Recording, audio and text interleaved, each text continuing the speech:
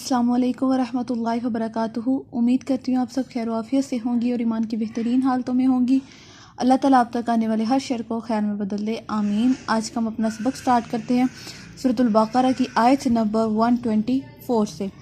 اعوذ باللہ من الشیطان الرجیم، میں پناہ مانگتی ہوں اللہ کی شیطان مردود کے شر سے۔ بسم اللہ الرحمن الرحیم، شروع اللہ کے نام سے جو بڑا مہربان نہایت رحم کرنے والا ہے۔ وَإِذِ ابْتَلَىٰ، اور جس وقت آزمایا ابراہیم علیہ السلام کو ربہ، اس کے رب نے، بکلمات، ساتھ کلمات کے، فَأَتَمَّهُنَّ، پس وہ پورا اترے۔ یہاں پہ کن کلمات کی بات کی جا رہی ہے؟ یہ ان آزمائشوں کی بات کی جا رہی ہے جو حضرت ابراہیم علیہ السلام پر آئی، اور جب انہوں نے دیکھا کہ میرے رب کا حکم ہے تو انہوں نے کوئی بھی شکوہ شکایت نہیں کی، کوئی بھی سوال نہیں پوچھا، بس یہ دیکھا کہ یہ میرے رب کا حکم ہے تو اس کو فوراً سے کر ڈالا۔ تو یہاں پہ اسی کا ذکر آیا کہ اللہ تعالیٰ فرماتے ہیں کہ اس کے رب نے جس جس بات سے ان کو آزمایا، اتنی بڑی باتوں سے اللہ نے ان کو آزمایا، جیسے اپنے بیٹے کو قربان کرنا، یہ بہت بڑی بات تھی، یہ بہت بڑی آزمائش تھی کہ جو بیٹا اتنے سالوں بعد دعاؤں کے ساتھ اتنے بڑھاپے میں ملا اور اسی کو اللہ تعالیٰ حکم دے رہے ہیں کہ اس کو ذبح کر دیں، تو انہوں نے کوئی سوال نہیں کیا کہ اللہ تو نے تو ابھی بیٹا دیا تھا اور ابھی اس کو قربان کرنے کا کہہ رہا ہے، کچھ بھی نہیں کہا، اور کیا کیا؟ اپنے رب کے حکم کی تعمیل کی۔ تو یہاں پہ اللہ تعالیٰ انہی کی تعریف کریں، فَأَتَمَّهُنَّ، پس وہ پورا اترے۔ کتنی عظیم ہستی تھی کہ جس کا ذکر قیامت کے آنے تک لوگوں کے لیے محفوظ ہے۔ قرآن پاک میں اس کا ذکر محفوظ کر دیا کہ جس کو لوگ قیامت تک پڑھتے رہیں گے، ان کو پتہ چلتا رہے گا کہ حضرت ابراہیم کون سی ہستی تھی جنہوں نے اللہ سے اتنی بے پناہ محبت کی کہ جب میرے رب نے حکم دیا تو انہوں نے فوراً اس پر سر جھکایا، یہ نہیں کہا کہ اللہ ایسا کیوں ہو گیا۔ کتنی وہ خاص محبت ہوگی، کتنی وہ اعلیٰ محبت ہوگی جو وہ اپنے رب سے کرتے ہوں گے، اور رب نے بھی ان کو تنہا نہیں چھوڑا کسی بھی حال میں بھی۔ اللہ اکبر۔ قالا، فرمایا، انی، بے شک میں، جاعلوکا، بنانے والا ہوں تجھ کو، للناسی، لوگوں کے لیے، اماماً، امام۔ یہاں پہ اللہ تعالیٰ حضرت ابراہیم علیہ السلام سے مخاطب ہے اور کہہ رہے ہیں کہ ابراہیم، میں آپ کو لوگوں کے لیے امام بنانے والا ہوں، یعنی لوگوں کی رہنمائی کے لیے ایک راہبر بنانے والا ہوں، پیغمبر بنانے والا ہوں۔ قالا، فرمایا، کس نے فرمایا؟ حضرت ابراہیم علیہ السلام نے، ومن ذریتی، اور میری اولاد میں سے۔ اب حضرت ابراہیم علیہ السلام اللہ سے کہہ رہے ہیں کہ اللہ، آپ مجھے امام بنانے والے ہیں، آپ مجھے پیغمبر بنانے والے ہیں، تو کیا میری اولاد میں سے بھی یہ ہوں گے؟ جیسے ایک باپ کو کوئی چیز دی جاتی ہے تو وہ فوراً سے اس کو اپنے بچے کی فکر ہوتی ہے، اسی طرح حضرت ابراہیم علیہ السلام کو اپنے بچوں کی فکر ہوئی اور انہوں نے کہا کہ اللہ، کہ میری اولاد میں سے بھی کوئی ہوگا؟ قالا، فرمایا اللہ نے، لا ینالو، نہیں پہنچے گا، عہدی، میرا وعدہ، الظالمین، ظالموں کو۔ اب اللہ تعالیٰ کتنے کلیئر الفاظ یہاں پہ یوز کر رہے ہیں اور کہہ رہے ہیں کہ جو میرا وعدہ ہے وہ ہرگز ظالموں کو نہیں پہنچے گا۔ اللہ بیان کر رہے ہیں کہ اگر کوئی پیغمبر کا بیٹا بھی ہوا اور اگر وہ نافرمان ہوا تو اس کا انجام بھی ویسا ہی ہوگا جیسے کوئی مجرم اور گناہگار کا ہوتا ہے۔ جیسے حضرت نوح علیہ السلام کا بیٹا نافرمان تھا، حضرت نوح علیہ السلام نے کہا کہ بیٹے اسلام لے آ، ایمان لے آ اور میرے ساتھ کشتی پر سوار ہو جا، تو اس نے کہا کہ نہیں بابا، میں آپ کے ساتھ کشتی پر سوار نہیں ہوں گا، میں اس پہاڑ پر چڑھ کے خود کو بچا لوں گا، تو میں آپ پر ایمان نہیں لاتا۔ تو اس کا کیا اتنا ہی کہنا تھا اور فوراً سے ایک چھال آئی اور اس کو ڈبو کے لے گئی۔ تو یہاں پہ یہی بات اللہ تعالیٰ واضح کر رہے ہیں کہ کوئی بھی جو وعدہ ہے، کون سا وعدہ؟ کہ جنت کا وعدہ، ہدایت کا وعدہ۔ یہ اللہ تعالیٰ فرماتے ہیں کہ جو میری ہدایت اور میری جو میں نے خوشخبری مومنین کے لیے رکھی ہے وہ ظالموں تک نہیں پہنچے گی۔ وَإِذْ جَعَلْنَا، اور کیا ہم نے، بیتا، گھر کو، کون سے گھر کو؟ یہاں پہ کعبۃ اللہ کی بات کی جا رہی ہے، مثابتاً، ثواب کی جگہ، ثواب کی جگہ کس کے لیے؟ للناسی، لوگوں کے لیے، وَأَمْنَ، اور امن کی۔ اللہ تعالیٰ فرماتے ہیں کہ ہم نے بیت اللہ کو کیا کیا؟ ثواب کی جگہ بنایا اور امن کی جگہ بنایا۔ امن سے مراد وہاں پہ یہ جو جب بیت اللہ بنا تھا تب سے یہ وہ جو عزت اور مکرم جگہ اس کو کہا جاتا ہے، اس کو پاک جگہ کہا جاتا ہے۔ کیوں؟ کیونکہ وہاں پر منع ہے کہ اگر کوئی دشمن بھی آپ کو کعبۃ اللہ میں دکھ جائے تو آپ اس کو وہاں پر قتل نہیں کر سکتے۔ وہاں پہ انسانوں کے ساتھ ساتھ حیوانات کے ساتھ بھی یہ سلوک ہے کہ وہاں پر کسی بھی جان کا نقصان نہیں کیا جائے گا، کسی بھی جان کو اذیت نہیں دی جائے گی، سب کو وہاں پر امن کے ساتھ رکھا جائے گا۔ تو یہاں پہ اللہ تعالیٰ یہی بیان کریں کہ ہم نے بیت اللہ کو کی مثابتاً، ثواب کی جگہ۔ ثواب کی جگہ کیسے ہوئی کہ وہاں پہ جس جگہ پہ ہم نماز پڑھیں گے، دعا پڑھیں گے، تو وہاں کا اجر و ثواب باقی نمازوں سے یعنی باقی جگہوں سے زیادہ ہوگا۔ ایسے ہی نا کعبۃ اللہ میں نماز کا زیادہ ثواب ہے بجائے اس کے کہ ہم حرم کے باہر کسی اور مسجد میں پڑھیں۔ تو یہاں پہ اسی چیز کا ذکر کیا ہوا امن، اور امن سے مراد کہ اگر کوئی جانی دشمن آپ کو کعبۃ اللہ میں دیکھا جائے، پایا جائے، تو آپ اس کو قتل نہیں کر سکتے، آپ اس کو پکڑ نہیں سکتے، کیونکہ کعبۃ اللہ میں جنگ جائز نہیں ہے۔ وَاتَّخِذُوا، اور پکڑو، من مقام کو، ابراہیم علیہ السلام کے، مصلاً، جائے نماز کی جگہ۔ یہ کون سی مقام کی بات کی جا رہی ہے؟ یہ وہ مقام ہے جہاں پہ حضرت ابراہیم علیہ السلام کھڑے تھے۔ کس پر کھڑے تھے؟ ایک پتھر تھا۔ جب نبی کریم حضرت ابراہیم علیہ السلام کعبۃ اللہ کی تعمیر کر رہے تھے تو وہاں پر ایک پتھر پر کھڑے تھے، اور وہ پتھر ایسا پتھر تھا کہ وہ جب حضرت ابراہیم کو اوپر جانے کی ضرورت پڑتی، یعنی جب وہ بیت اللہ کو اوپر بڑھا رہے تھے، اس کی دیوار اونچی کر رہے تھے، تو اللہ تعالیٰ کا وہاں پہ یہ معجزہ تھا کہ وہ پتھر لفٹ اپ کا کام کر رہا تھا، یعنی وہ خود ہی اونچا ہوتا جا رہا تھا، پھر واپس اپنی جگہ پہ آتا تھا۔ وہ لفٹ کی جگہ اللہ تعالیٰ نے اس پتھر کو نصب کیا ہوا تھا، اور وہ پتھر کہتے ہیں جنت کا، وہ پتھر جو ہے اس پر نشانات ہیں حضرت ابراہیم علیہ السلام کے پاؤں مبارک کے۔ تو وہ 4000 سال پہلے، کتنے ہزار پہلے سال چلے گئے، تو آج بھی وہ اس پتھر پر نبی کریم حضرت ابراہیم علیہ السلام کے پاؤں کے نشان ویسے کے ویسے ہی نقش ہیں۔ تو اس جگہ پر وہ جو پتھر ہے وہ اللہ نے محفوظ رکھا، اور اب اگر اللہ تعالیٰ ہم سب کو وہاں پہ جانے کی توفیق دے، ہمیں ہمارے نصیب میں کرے، تو وہاں پہ آپ لوگ جائیں، تو اللہ تعالیٰ نے مقرر کر دیے جائے نماز کی جگہ۔ جائے نماز سے مراد کہ جب انسان ایک طواف کرتا ہے تو وہ جہاں پہ مقام ابراہیم بنا ہوا ہے، جہاں پہ وہ پتھر نصب کیا گیا ہوا ہے شیشوں کے درمیان، تو وہاں پر نماز ادا کی جاتی ہے، 2 نفل ادا کیے جاتے ہیں۔ تو اللہ تعالیٰ نے یہ لازم قرار دے دیا۔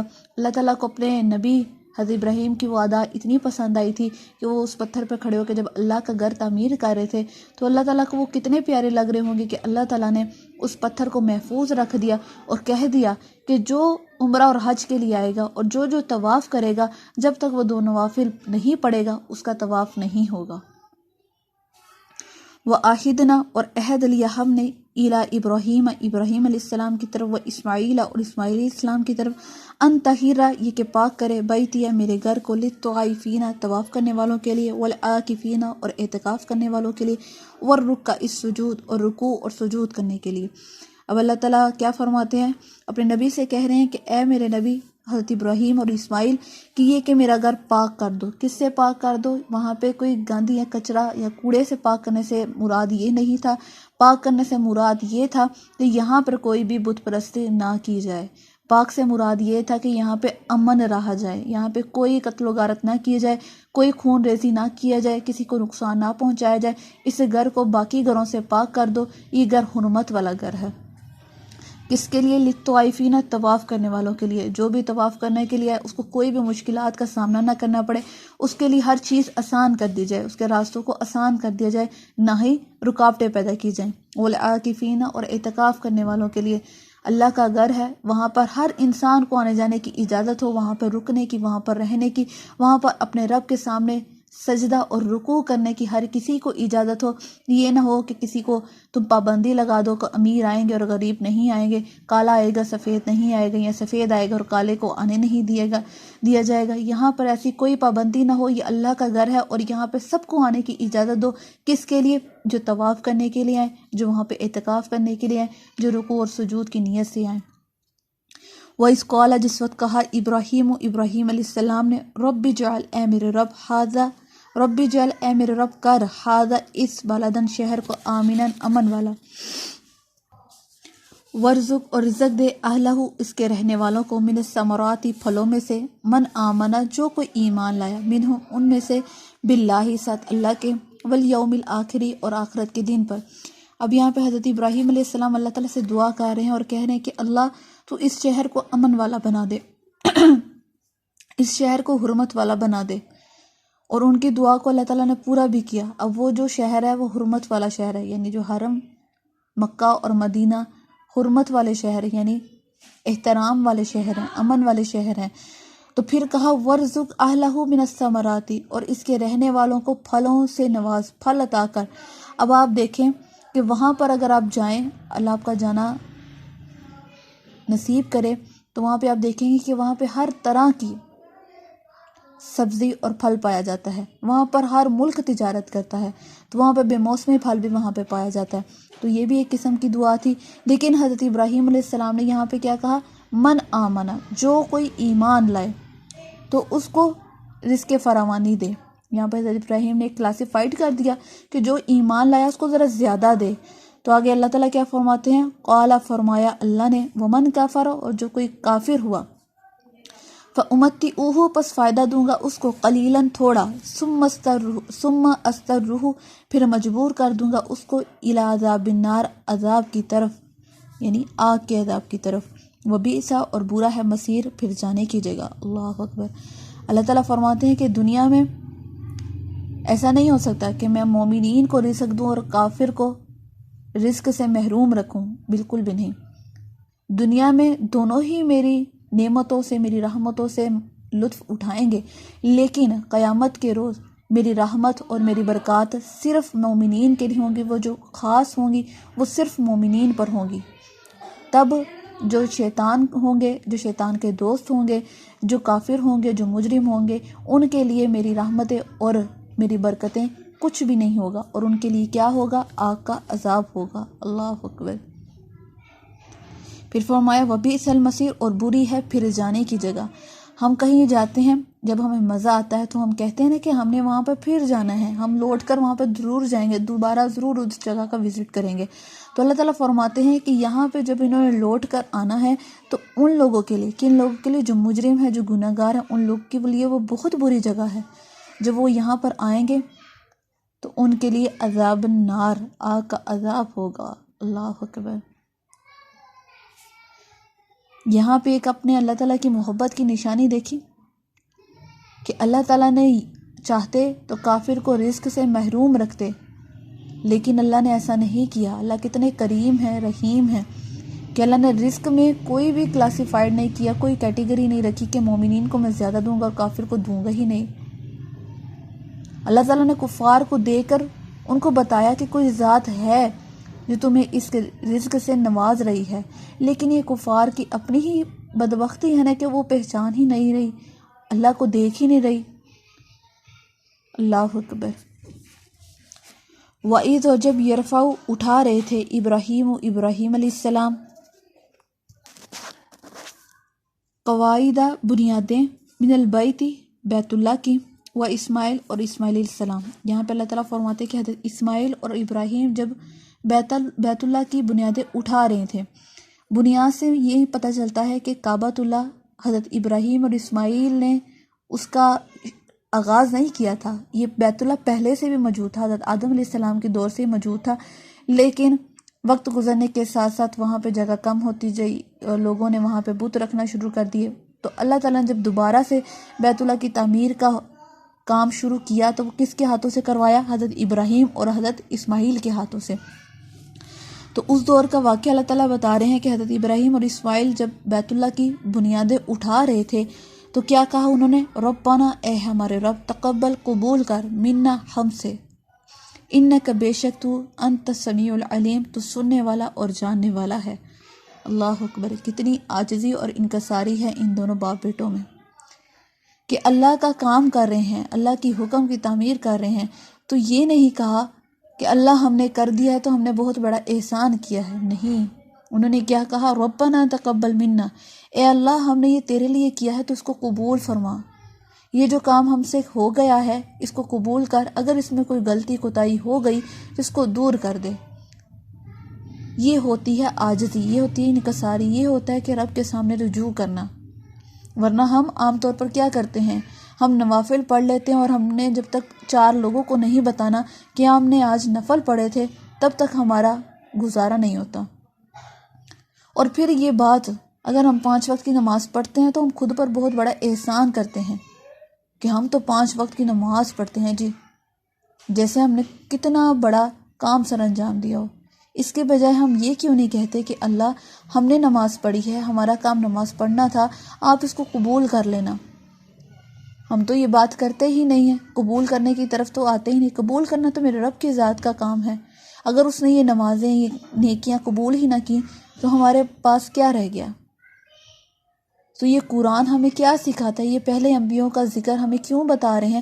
اس لیے تاکہ ہم عبرت حاصل کر سکیں، تاکہ ہم نصیحت حاصل کر سکیں کہ جو جو باتیں انہوں نے کی ہم ویسے ویسے اپنے آپ کو کر لیں، کہ انہوں نے اتنی نیکی کا کام کرے اور کیا کہہ رہے ہیں، ربنا تقبل منا، اے میرے رب تو اس کو قبول کر ہم سے، اگر تو نے ہمیں نیکی کے لیے چنا ہے تو ہم سے اس کو قبول کر لے، بے شک تو سننے والا اور جاننے والا ہے۔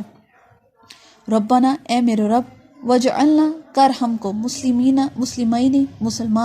مسلمان اسے کہتے ہیں جو فرما بردار ہو، جو اطاعت گزار ہو، جو صرف ایک رب سے یعنی اللہ سے ڈرتا ہو، اسے مسلمان کہتے ہیں۔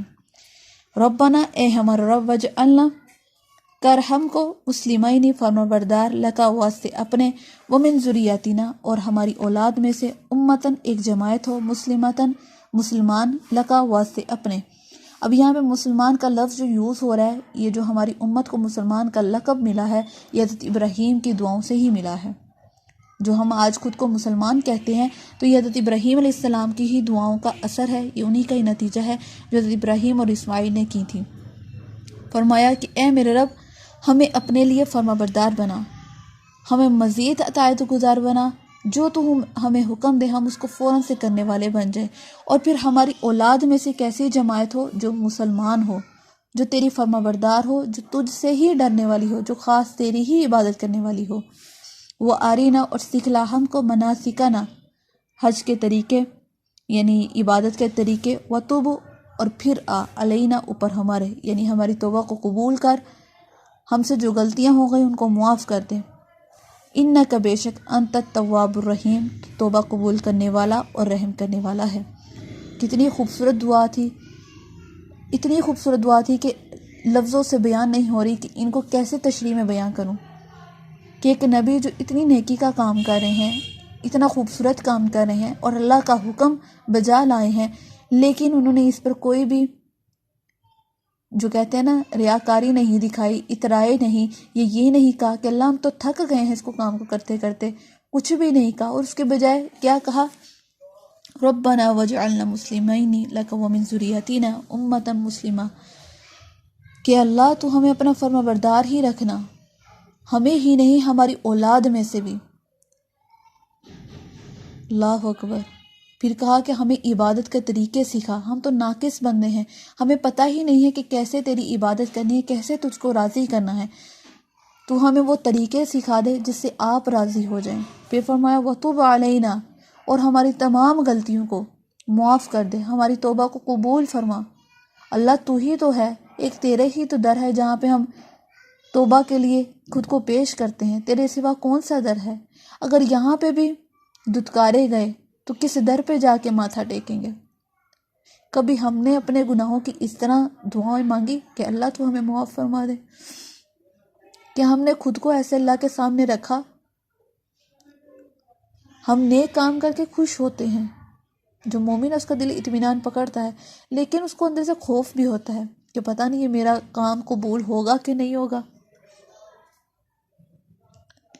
لیکن ہم تو اس سے بہت برعکس ہیں، ہم کوئی نیک کام کر لیتے ہیں تو اللہ پر احسان چڑھاتے ہیں کہ اللہ ہم نے یہ کام کر لیا ہے۔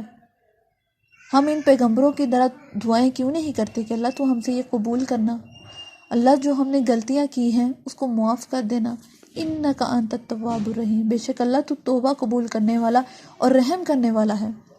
کوئی بھی پیغمبر کی دعا سن لیں، قرآن پاک میں کہیں پہ بھی آپ دیکھ لیں، جس پیغمبر نے دعا کی اس نے اللہ کے ناموں کو ہی وسیلہ بنایا، اللہ کو ان کے ناموں کا ہی واسطہ دیا۔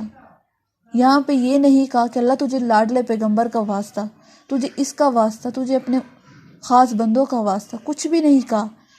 ہمیشہ جو دعا کی اس میں اللہ کے ناموں کا ہی واسطہ دیا کہ اللہ تو توبہ قبول کرنے والا، تو رحم کرنے والا ہے، تو میری بھی توبہ قبول کر، مجھ پر بھی رحم کر، اللہ کے ناموں کو ہی وسیلہ بنایا۔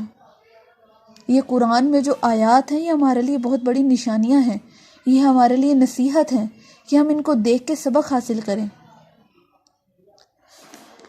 ربنا، اے ہمارے رب، وبعث، مبعوث کر یعنی بیج، فیہم بیچ ان کے، رسولاً رسول، منہم انہی میں سے، یتلو جو پڑھے، علیہم اوپر ان کے، آیاتی کا تیری آیات، ویعلمہم اور سکھلائے ان کو، کتاب، والحکمت اور حکمت کی باتیں، ویزکیہم اور پاک کر دے ان کو، انک بے شک، انت تو، عزیز الحکیم غالب حکمت والا ہے۔ اب اللہ تعالیٰ کے نبی حضرت ابراہیم علیہ السلام کیا دعا کر رہے ہیں؟ ساتھ ساتھ دیکھیں نا، بنیادیں اٹھا رہے ہیں اور ساتھ ساتھ دعا کر رہے ہیں۔ کوئی دنیاوی گفتگو میں مبتلا نہیں ہے دونوں باپ بیٹے کیا کرتے جا رہے ہیں؟ ساتھ ساتھ دعائیں کرتے جا رہے ہیں۔ اور اللہ تعالیٰ کو وہ دعائیں اتنی پسند آئی کہ اللہ تعالیٰ نے اس کو قرآن پاک میں آیات کی صورت میں نازل کر دی۔ فرمایا اے ہمارے رب، تو ان میں ایک رسول بھیج۔ کن میں؟ جو امت اوپر ذکر کیا گیا، امت مسلمہ میں ایک رسول بھیج، منہم جو انہی میں سے ہو، انہی میں سے ایک ایسا رسول بھیج، یتلو علیہم آیاتی کا، جو تجھ پر، جو تیری کتاب ان پر پڑھے، یعنی اس پر پھر ایک کتاب بھی نازل کر اور وہ تیرا کلام لوگوں کے سامنے پڑھے، وَيُعَلِّمُهُ الْكِتَابَ اور وہ پھر لوگوں کو اس کتاب کا علم سکھائے، ان کو حکمت کی باتیں بتائے اور ان کو پاک کر دے۔ کس سے پاک کر دے؟ ان کے گناہوں سے پاک کر دے، ان کے دلوں کو بت پرستیوں سے نکال دے، ان کے دلوں کو پاک کر دے، ایسا رسول بھیج۔ اور یہ رسول کون سا ہے؟ حضرت محمد صلی اللہ علیہ وسلم۔ یہ حضرت ابراہیم علیہ السلام کے دعاؤں کا نتیجہ ہے جو مسلمان قوم میں سے، یعنی حضرت اسماعیل کی لڑی میں سے حضرت محمد صلی اللہ علیہ وسلم کو بھیجا گیا۔ ورنہ جو بنی اسرائیل تھے وہ یہی گمان رکھتے تھے کہ آخری نبی جو ہوں گے وہ بھی ہماری ہی لڑی میں سے ہوں گے، وہ بھی بنی اسرائیل کی لڑی میں سے ہوں گے، کیونکہ پہلے جتنے بھی نبی آئے وہ سارے بنی اسرائیل میں سے تھے، تو ان کو یہی تھا کہ جو آخری پیغمبر آئیں گے وہ بھی بنی اسرائیل کی لڑی میں سے ہوں گے۔ لیکن حضرت ابراہیم کی دعا یہ تھی، تو اس دعا کے نتیجے میں اللہ تعالیٰ نے حضرت اسماعیل کو چنا اور حضرت اسماعیل کی اولاد میں سے حضرت محمد صلی اللہ علیہ وسلم کو بھیجا۔ پھر فرمایا انک بے شک، انت عزیز الحکیم تو غالب حکمت والا ہے، تو بہتر جانتا ہے کہ کیا کرنا ہے، کس جگہ پر کس کو رکھنا ہے۔